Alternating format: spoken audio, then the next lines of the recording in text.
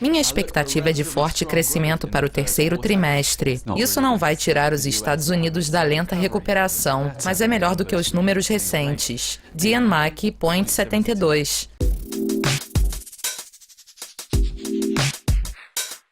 O Banco do Japão foi criticado mais uma vez na semana passada por repetir suas ações e esperar por resultados diferentes. Você acredita que já é hora do Banco Central mudar de tática?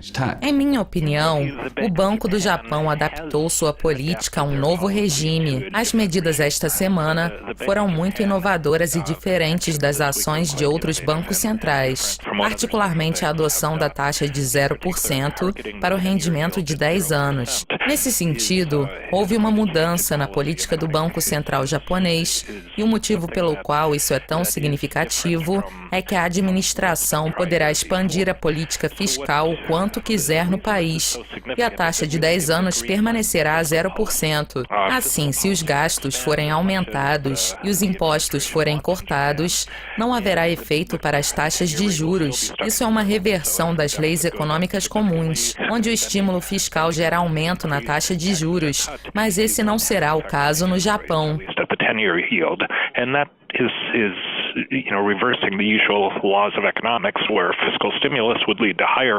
Eu acredito que essa medida tem potencial para fazer uma diferença significativa no país, se for acompanhada por estímulo fiscal. O crescimento econômico nos Estados Unidos foi menos lento do que o esperado no segundo trimestre, trazendo esperança para o futuro.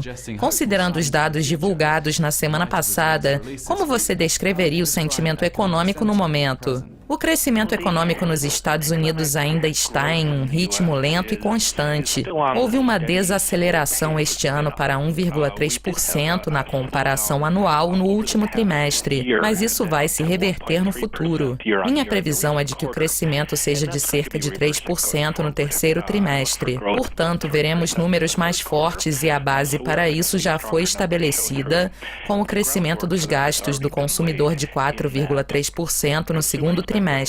Nesse sentido, mesmo que o crescimento geral tenha sido fraco, os gastos do consumidor, que é o fator fundamental para a economia, foram muito fortes. No terceiro trimestre, os gastos do consumidor não serão tão fortes, mas ainda permanecerão sólidos, e os outros indicadores vão se recuperar. Os estoques, por exemplo, foram reduzidos no segundo trimestre, e isso provavelmente não vai continuar no terceiro trimestre, o que vai estimular o crescimento do PIB. Minha expectativa é de forte crescimento para o terceiro trimestre.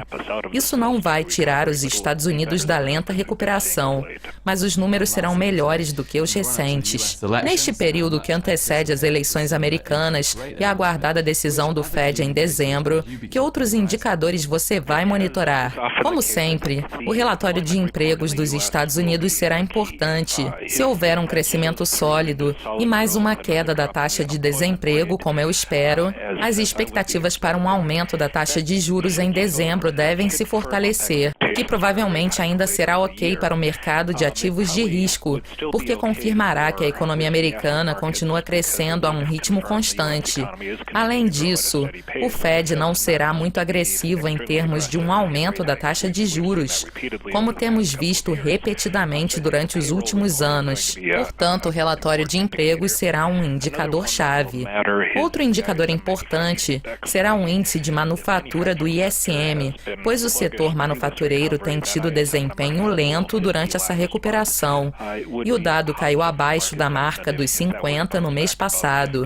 Seria positivo para o sentimento do mercado se o número do ISM se recuperasse acima dos 50 pontos em setembro. Muito obrigado pela participação, Dean. Isso é tudo por hoje, mas continuem conectados a Dukascopy TV durante a semana para mais atualizações. Até mais!